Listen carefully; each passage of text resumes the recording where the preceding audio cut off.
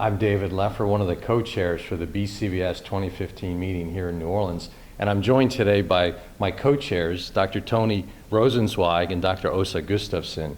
And we'd like to provide you with a summary of the highlights of the meeting. Åsa, what do you find most exciting about the meeting?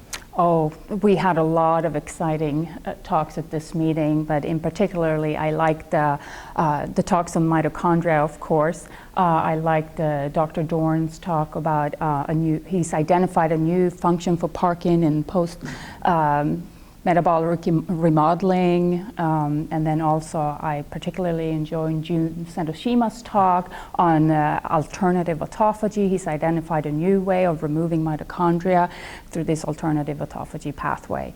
And then we also had 2 career development luncheons, which were very successful. We had about 114 early career people attend each day.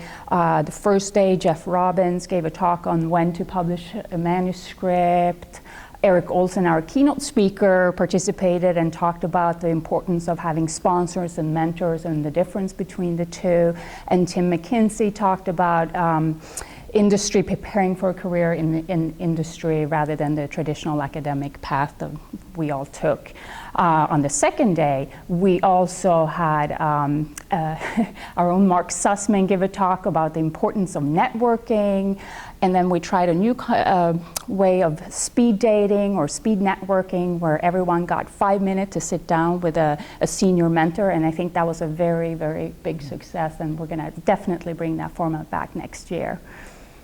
Absolutely. And Tony, what are some of the other key highlights from our meeting?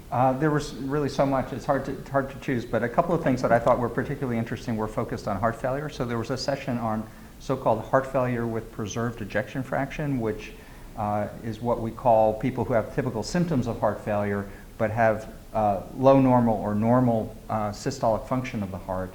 And I thought particularly within that session, some of the comments from David Cass talking about the heterogeneity of this disorder, and from Greg Lewis talking about using metabolomic profiling to try to break that down into subgroups were particularly illuminating. We have no therapies for this that have been proven to improve outcomes, so it's particularly important to get fundamental scientists really working on this to understand what it's about.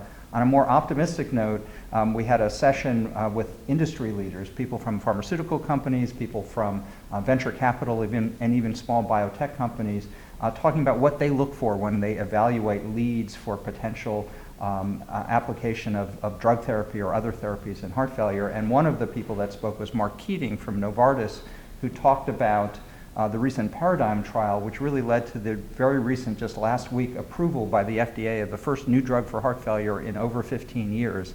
And so I think there's a great deal of hope that that will lead to more enthusiasm on the part of industry and partnering with academics to really come up with fundamental new therapies for the heart failure, which is a growing epidemic in the United States. Well, that's great. And if I could add just a few more highlights from the meeting, the keynote address from Dr. Eric Olson was really a tour de force in muscle biology and therapeutics, and we heard about his most recent work in RNA editing as a means to correct muscle defects, and I thought that was extremely exciting. In terms of the stem cell field, we learned a lot. We learned from Dr. Eduardo Marban from Cedars-Sinai about exosomes and microRNAs contained within those as a possible mechanism by which these cells really correct LV dysfunction in the heart, in the failing heart. And also we heard about a new trial that's in the early stages of development, the concert heart failure trial, Josh Hare's group in Miami and others, to combine mesenchymal stem cells with cardiac-derived stem cells. And I think those are be some exciting, an exciting study in the future.